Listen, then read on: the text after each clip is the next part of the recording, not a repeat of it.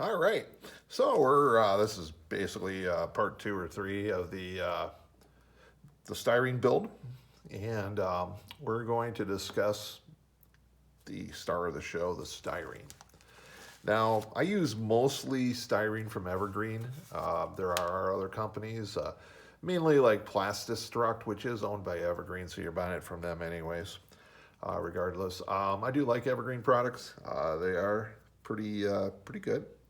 That and they're available. You can get the stuff at you can get it online from their website, but I believe you have to order at least $75 to get an order or something like that, which is pretty easy to spend money on this stuff because it is kind of pricey. Um, Styrene is probably one of the more expensive ways to build as far as materials go. A lot of people use foam core, which is perfectly fine. Foam core is a lot cheaper, easier to cut. Uh, However, to me it looks amateurish, and it also warps, especially if you use the cheap stuff. So if you don't reinforce it, it's going to warp on you and not look right. And even at best, it's unless you have really good cutter, real sharp blades. A lot of times I see a little bit of waviness. That's probably more the person that's cutting than rather the material. But I just prefer styrene, so we're going to deal with styrene because that's what I do. Now, Evergreen styrene, we got sheets. We're going to go over different sheets a little bit here.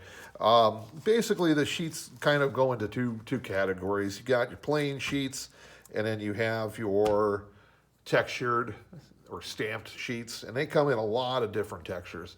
This particular one's a V groove.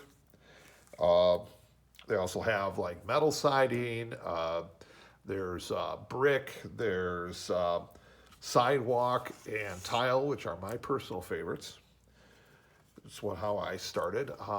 You also got your clears. And then you have your strips and shapes. Different size strips, angles. We are going to deal with we call it H beams and I beams, mostly H beams for like the garage runners, because we're going to make an opening door with this too. We're going to have a little fun with this. I'm not going to I'm going to make the doors and windows out of styrene for this. I thought I thought about just, doing the doors and windows, but that are pre-made. But I'm taking this as an approach this is just, you're going as basic as possible. You're not spending the money on the doors and windows. Either don't order online, or this is just all you can do.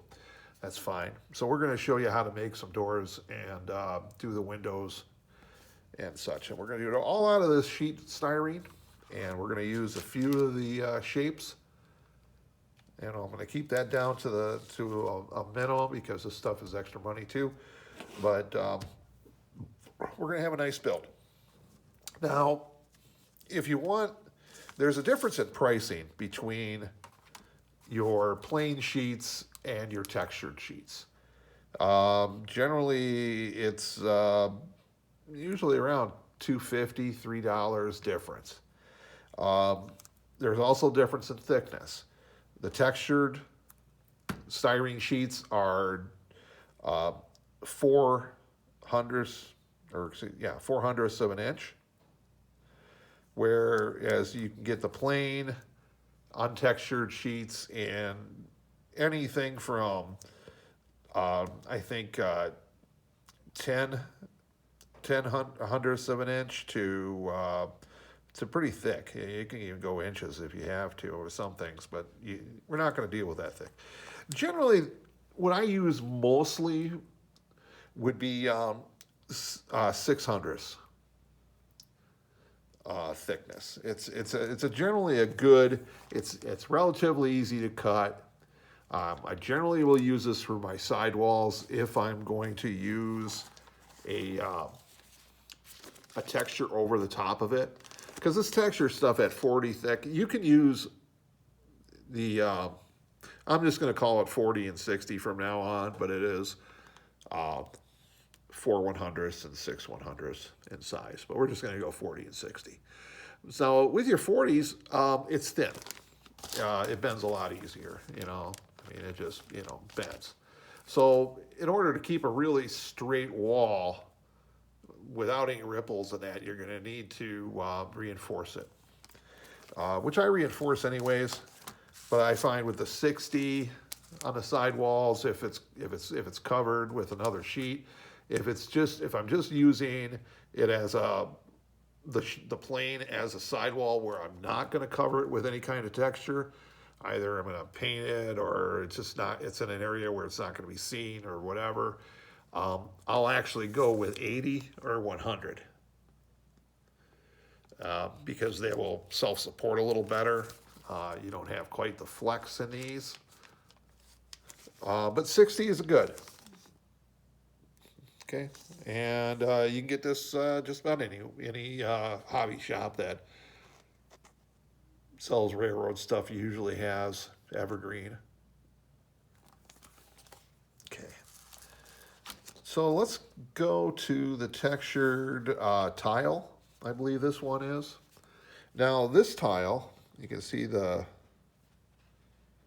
squares here. Each of these squares is 3/16 of an inch.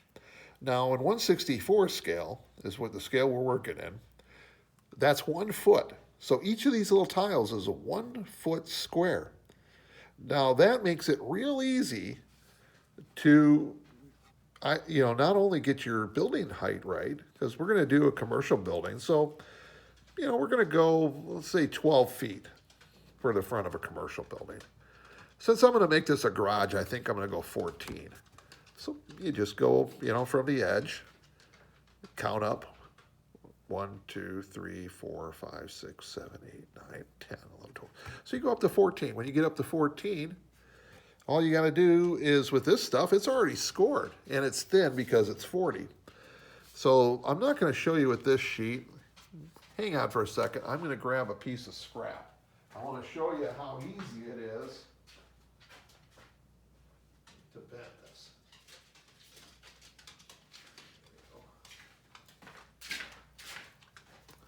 Okay, so here's a piece of scrap. It's a bit bigger. I think this is 1/4 inch, maybe.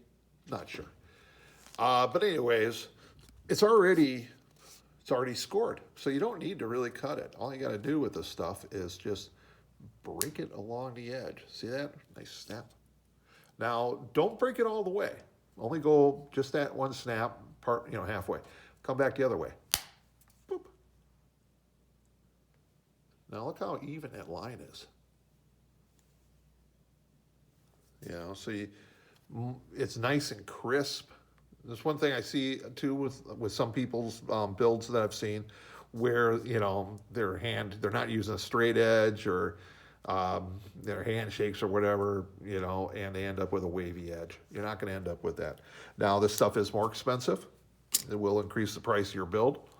But if you're going for ease of construction, especially when you're just getting started, most of my buildings I would say the beginning buildings, about halfway through, I started getting away from the using the textured as main construction stuff because of the expense. Prices of styrene has gone up probably 50-60% easily. These plain sheets I used to get for $3, now it's $4.85. So they almost doubled in price. So I've learned to become a lot more thrifty with what I do. And part of that is buying the plain sheets and doing the cuts myself. But I've gotten to the skill point to now where I know how to do the cuts properly. And I have some tools that help with making proper cuts. So it's a lot easier. But so you get to 3/16, you can cut, you can make your doors. Standard person door is like 7 feet by 3 is a good size to go to. If you're looking at a garage door for a gas station, you're probably going to go 12 feet. If you're doing something for like semi trucks, you might want to go 14, 16 feet on your door. But you can do that. All you got to do is count. And then now if you're going to do windows, and I'm going to show you how to do this again. But what you would do is you would just basically, like if you're going to cut, you just scribe along the lines, make it a little wider, and then just use your sharp blade and go around your opening to open it up. So that covers styrene. Clear. We haven't covered clear. Here's for your windows. Now, if you don't have this, when you're working with clear, wear gloves. Don't get your fingerprints on this stuff. Because if you do, when you use the glue, super glue will show your fingerprints, just like that does on CSI or NCIS or whatever, pick your crime show, Law and Order. But once you get to that thickness, or thinness, I should say, you can cut the stuff with the scissors, or you use a sharp blade. It's your choice. I think that's about it right now. This is really basic. We're going to build a very basic garage. I'm going to do a garage door, a front and rear person door. Maybe we'll do a window in the front. But we're going to use the textured, the scribe textured sheet, the tile here. We're going to use this on the front only. And we're basically going to use this with a piece of 60 backing it up, so that we got the rigidity. But this will give a nice texture to the front. You'll have your tiles like a gas station tiles, even though these are a little smaller than what your gas station tiles would be. Gas station tiles, I think, maybe like 2 square feet. And they do make that too. They do make the tile in bigger pieces so that you can, if you wanted something that was more prototypical to the size of the tiles that they used on the gas stations in the day, just find the corresponding size. And that will cover this part of it. Next, we'll get into probably a little. We'll plan what we're going to do, sketch it out. We will figure out which materials we actually need to do the build, and then we're going to start building it. And I'm going to do this over the next couple days, so I hope to have all this done through this weekend and get this out to you. This will be something fun for us to do, be educational hopefully for everybody, and it'll give people confidence, because a lot of people tell me, man, I could never do what you do. I don't have the talent at all to do what you do. And it's like, I'm not that talented. What it is you got to think about, when you're building a building, you're basically building a box. So if you think of your construction in very simple terms as, here's a building. It's got 4 sides. It's got a roof. It's a box, 4 sides. All you're doing with, especially commercial buildings, you're cutting the windows, you're cutting the doors, you're adding some texture, some details to it, paint, siding, and now you're going to have a nice building. But that's what you're building. You're building a box. So we will get on with this in the next video. And we're going to continue on. We're going to do this over the next couple days, so it's going to be a quick build. And I will discuss some more advanced techniques and things to do to make the job easier. But I'm really gearing this video series towards the simplest of builds: sheet styrene, glue, paint, and your tools. And hopefully you'll pick up the skills. You can keep watching this video over and over again, and you can always ask me questions if I don't explain something thoroughly. If you have further questions, don't be ashamed to to write, to comment, say, hey, Tom, got a question about how you do this cut, or where do I find this particular material or tool that you talked about, and I'll give you the information. You guys know me by now. Over the last 200 videos that I've posted on this channel, I think we're getting close to 220. I'm not sure exactly, but I'm pretty generous with my information, as you probably could tell if you watched my videos. So please like, share, comment, subscribe. I need all the support I can get for this channel to keep it going, because a lot of you guys know that, I was discussing that the income stream is getting choked off, and I'm going to have to be a lot more creative with my financing on building this, and I want to keep going. So the easiest way to support me is to watch the videos in their entirety, go back and watch the old videos, even just put them on and put them in the background or something like that. Hit the play all button and just let them run. The more view time I get, the better off I am. So this is kind of a long video. I hope I didn't bore you. If I bored